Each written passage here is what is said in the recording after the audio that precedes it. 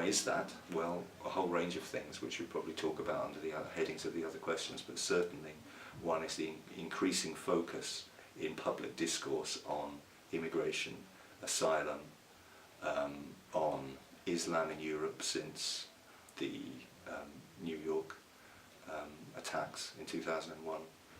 So there's a particular context to this, and I think that far-right parties are particularly adept at using relatively simple explanations and images to tell a particular story, which is the story that lots of people are socialised into hearing in 2017, which is of their countries suffering from particular types of invasion and threat.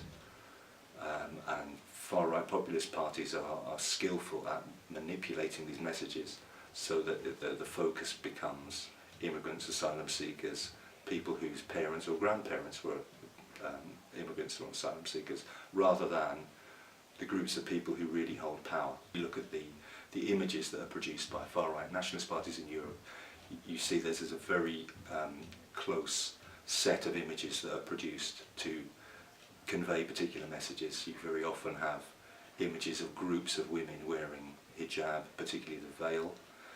You have men captured in groups, and these messages are supposed to convey threats from Islam to British or French or Greek values, or whatever it is that that particular group is trying to say.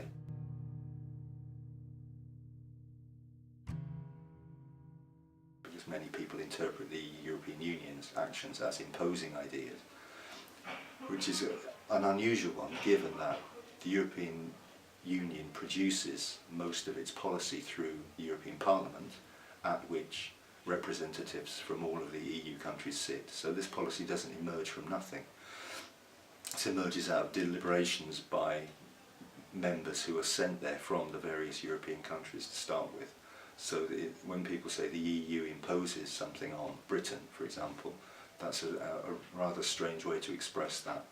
And indeed, lots of people that I talked to in the days and weeks before the referendum in this country didn't realise that the European Parliament existed, or that people were elected from Britain to sit in it, which is quite a sorry representation of how people think about the EU. It's a very selective discussion.